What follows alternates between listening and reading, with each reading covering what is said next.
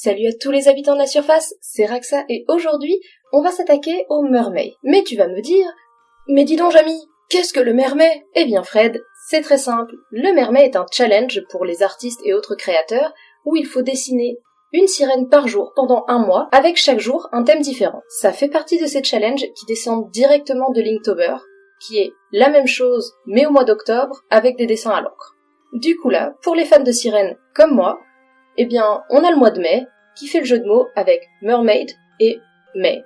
Donc, mermaid. Ça va faire maintenant 2 ans que j'ai arrêté de faire Linktober, qui était un challenge que j'aimais beaucoup faire, mais je m'étais dit que, justement, avec ma passion pour, on va dire, tout ce qui est sujet aquatique, ce serait sympa de faire le mermaid, mais ça fait 2 ans que, à chaque fois, du coup, en mai, je peux pas le faire. Du coup, cette vidéo, c'est mon petit rattrapage personnel. Comme l'année dernière, je n'ai pas eu le temps de faire le mermaid en entier, donc pendant 31 jours de faire un dessin par jour, mais du coup, je me suis dit que je pourrais faire au moins un dessin en version condensée. Donc l'idée est simple, je vais prendre la liste du mermaid et tirer au hasard 3 sujets ou prompts pour pouvoir faire une illustration. Donc voilà, je prends ma liste et je prends mes dés, parce que oui, j'ai envie de le tirer au dé.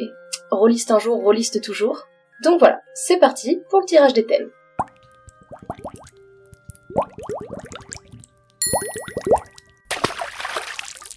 Donc ce que je vais faire, pour choisir les 3 prompts qui seront ceux que je devrais suivre pour cette illustration, je vais utiliser simplement des dés. Donc un dé 10 et un dé 20.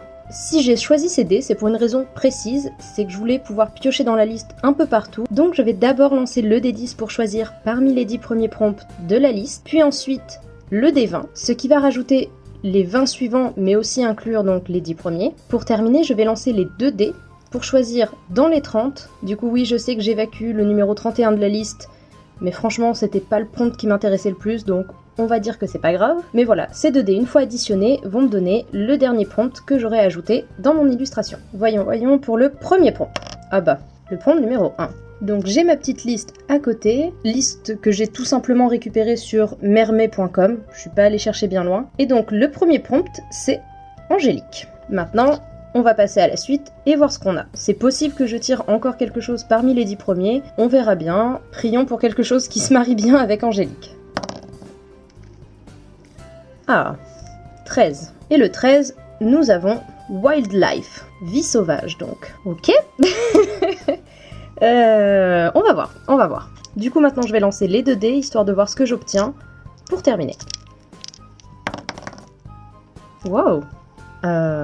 C'est intéressant. Alors du coup j'ai rien du tout dans la fin de la liste, mais donc le dernier, avec donc le prompt numéro 9, qui est super-héros. Donc en gros je vais devoir créer un super-héros ou une super-héroïne, Angélique, avec un thème vie sauvage. On va réfléchir avec ça, et puis c'est parti pour le dessin.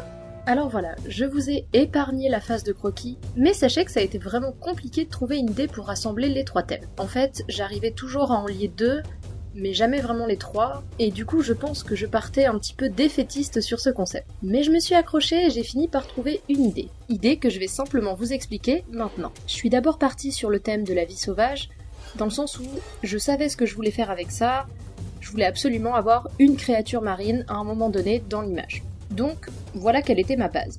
Et c'est à partir de cette base que tout simplement j'ai ajouté le concept de super-héros. J'ai tout de suite vu cette scène de bataille justement entre un super-héros ou une super-héroïne contre un monstre marin.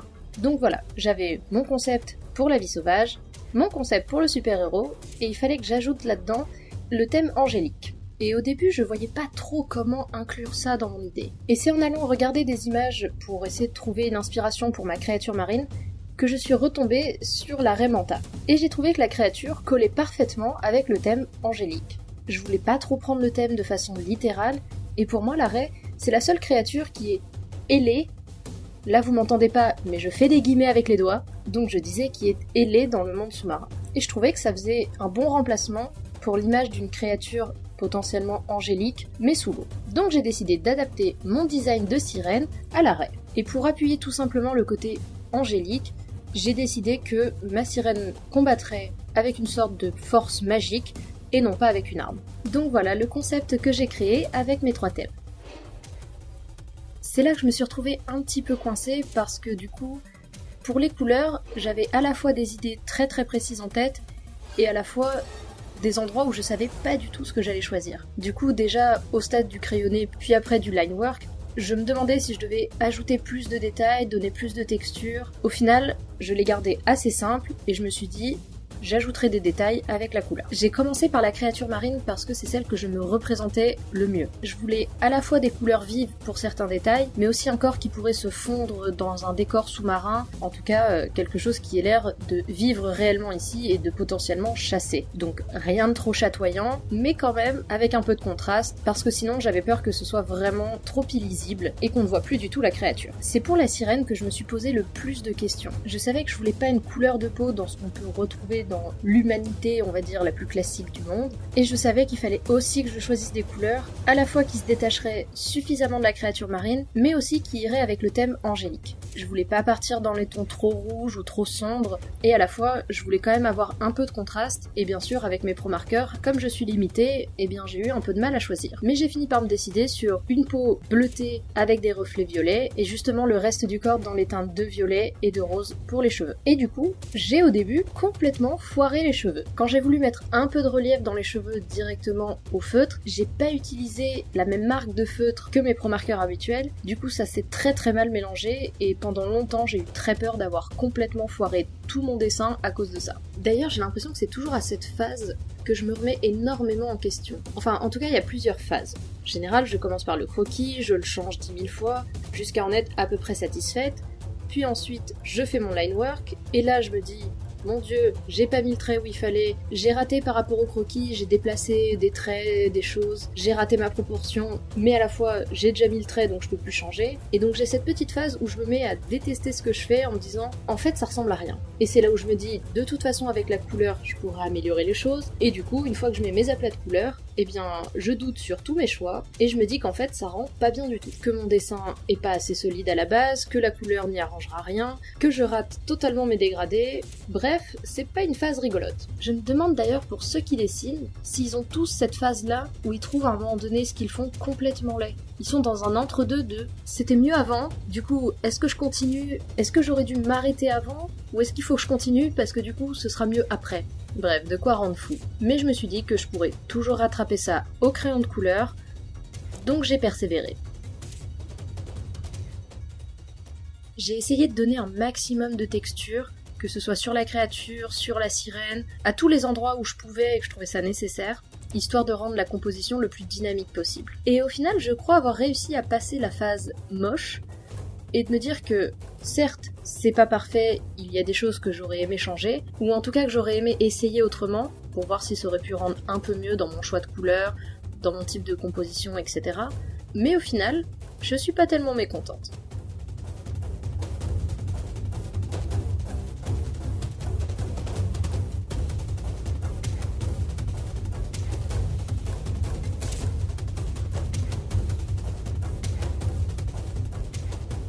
Et pour finir mon dessin, j'ai ajouté de la peinture métallique pour pouvoir créer l'effet de pouvoir de ma sirène. Si je me suis permis d'utiliser de la peinture, c'est que je sais que les peintures métalliques sont très transparentes et que même si je repassais par-dessus certains de mes traits, on allait quand même pouvoir les voir à travers, et justement que l'effet métallique donnerait le brillant et le côté mystique du dessin. C'était un test, et je me dis que ça rend pas si mal que ça.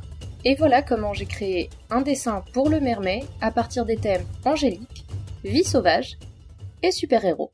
Et voilà pour ma micro-entrée dans le challenge du mermet. J'espère que le dessin vous aura plu, et j'avoue que je serais curieuse de savoir comment vous auriez interprété ces 3 thèmes que vous auriez créés à ma place. Peut-être que vous auriez choisi de transformer un super-héros existant, peut-être que vous auriez choisi d'interpréter la vie sauvage autrement ou directement dans le concept de la sirène.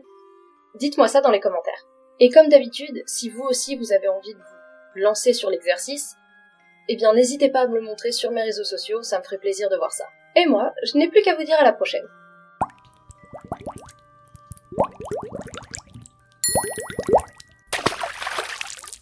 Ça fait partie de cette...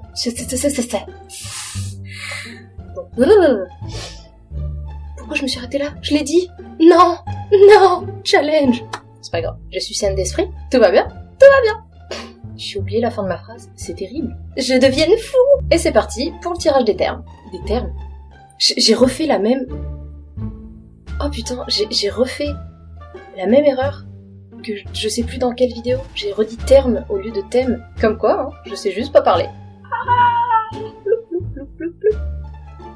Je dépoussière ta lame. Je sais pas quoi dire. J'ai fait un dessin. Voilà.